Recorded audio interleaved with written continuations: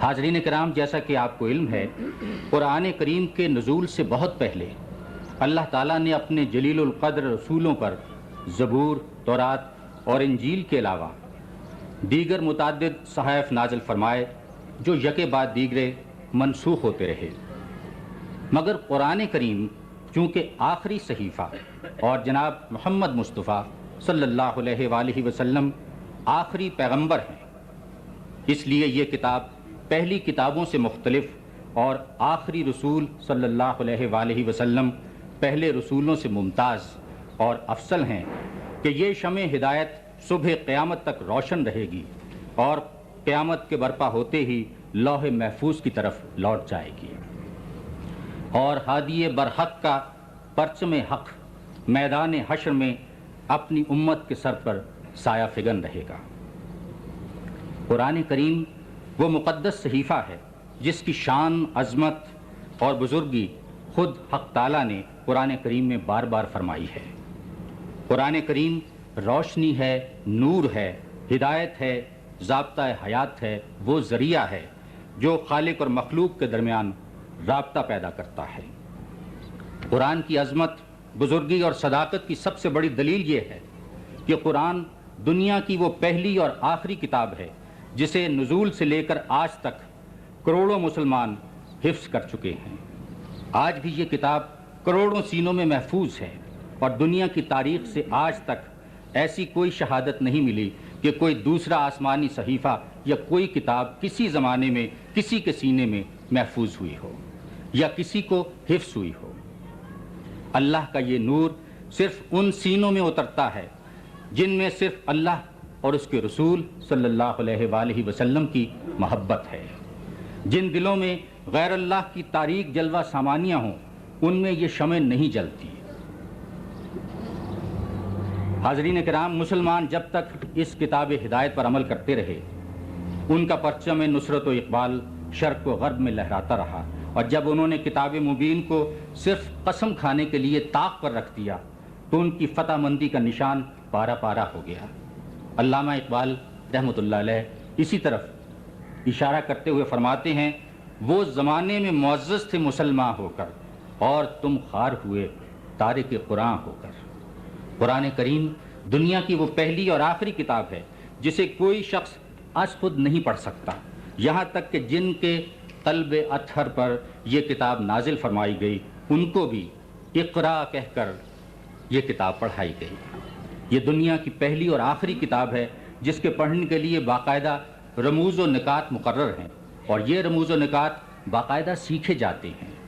یہ پہلی اور آخری کتاب ہے جس کا ایک ایک حرف ادا کرنے کے مختلف طریقے ہیں، تجوید و قرات کی مختلف مستند روایتیں ہیں۔ یہ دنیا کی پہلی اور آخری کتاب ہے جس کا ترجمہ اور تفسیریں دنیا کی ہر اس زبان میں موجود ہے جو لکھی جا سکتی ہے۔ قرآن کریم دنیا کی وہ پہلی اور آخری کتاب ہے جس کے بارے میں خود اللہ تعالیٰ کا فرمان ہے کہ جب تک مطہر پاک نہ ہو اس کتاب کو ہاتھ نہ لگاؤ۔ جس کتاب کی یہ شان ہو وہ تاریخ دل میں کیسے اتر سکتی ہے اور ناپاک اسے کس طرح پڑھ سکتا ہے؟ حاضرین گرامی قدر، اس حیات افروز اور ملک میں اپنی نوعیت کے منفرد اور اہم ادارے بیت القرآن میں قوم کے نونہالوں کو قرآن کا حیات بخش پیغام سمجھنے اور اسے عام کرنے کی تعلیم دی جائے گی، تاکہ یہ بچے اور بچیاں جہاں تک ان کی رسائی ممکن ہو یہ پیغام پہنچا سکیں کہ گر تو می خواہی مسلمان زیستن، نیست ممکن جز بقرآن زیستن۔ اس مختصر سی تمہید کے بعد اب تقریب کی باقاعدہ کارروائی کا آغاز ہوتا ہے۔ قرآن پاک میں ارشاد ہوتا ہے کہ بے شک دلوں کو اطمینان اللہ ہی کے ذکر سے ہوتا ہے۔ ام الکتاب کی آیات مقدسہ کی تلاوت کے لیے تشریف لاتے ہیں ہمارے ننھے قاری محمد محبوب صاحب۔ قاری محمد محبوب قرآن حکیم کی آیات کی تلاوت پیش کریں گے۔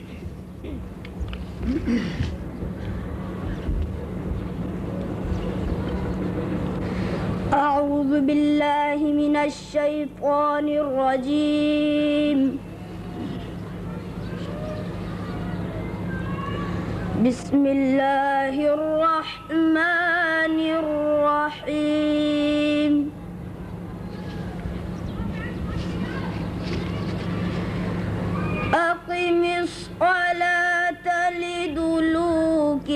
الشمس إلى غسق الليل وقرآن الفجر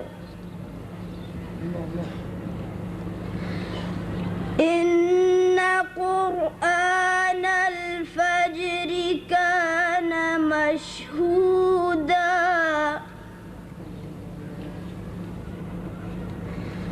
ومن الليل فتهجد به نافلة لك عسى أن يبعثك ربك مقاما محمودا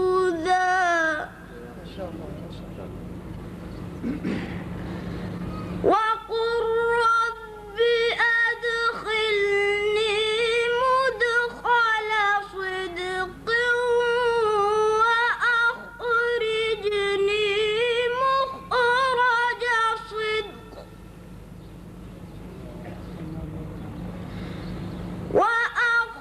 وأخرجني مخرج صدق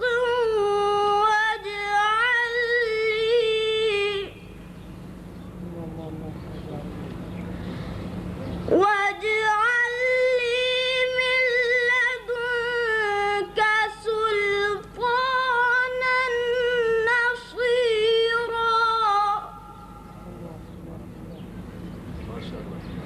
وقل جاء الحق وزهق الباطل إن الباطل كان زهوقا وننزل من القرآن ما هو شفاء ورحمة للمؤمنين ورحمة للمؤمنين ولا يزيد الظالمين إلا خسارا وإذا أنعمنا على الإنسان أعرض ونأى بجانبه وإذا مسه الشر كان يئوسا قل كل يعمل على شاكلته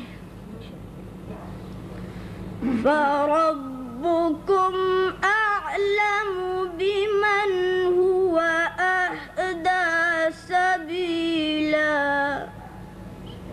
صدق الله العظيم شروع خدا کا نام لے کر جو بڑا مہربان نہایت رحم والا ہے۔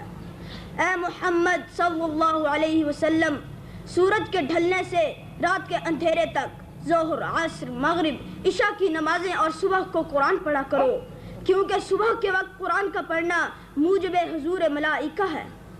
اور بعض حصہ شب میں بیدار ہوا کرو اور تہجد کی نماز پڑھا کرو، یہ شب خیزی تمہارے لیے سبب زیادت ہے۔ قریب ہے کہ خدا تم کو مقام محمود میں داخل کرے، اور کہو کہ اے پروردگار مجھے مدینے میں اچھی طرح داخل کیجیو اور مکے سے اچھی طرح نکالیو، اور اپنے ہاتھ سے زور و قوت کو میرا مددگار بنائیو، اور کہہ دو کہ حق آ گیا اور باطل نابود ہو گیا، بے شک باطل نابود ہونے والا ہے۔ اور ہم قرآن کے ذریعے سے وہ چیز نازل کرتے ہیں جو مومنوں کے لیے شفا اور رحمت ہے، اور ظالموں کے لیے حق میں تو اس سے نقصان ہی بڑھتا ہے۔ اور جب ہم انسان کو نعمت بخشتے ہیں تو روح گرداں ہو جاتا ہے اور پہلو پھیر لیتا ہے اور جب اسے سختی پہنچتی ہے تو نا امید ہو جاتا ہے۔ کہہ دو کہ ہر شخص اپنے طریق کے مطابق عمل کرتا ہے، سو تمہارا پروردگار اس شخص سے خوب واقف ہے جو سب سے زیادہ سیدھے راستے پر ہے۔ وما علینا الا البلاغ۔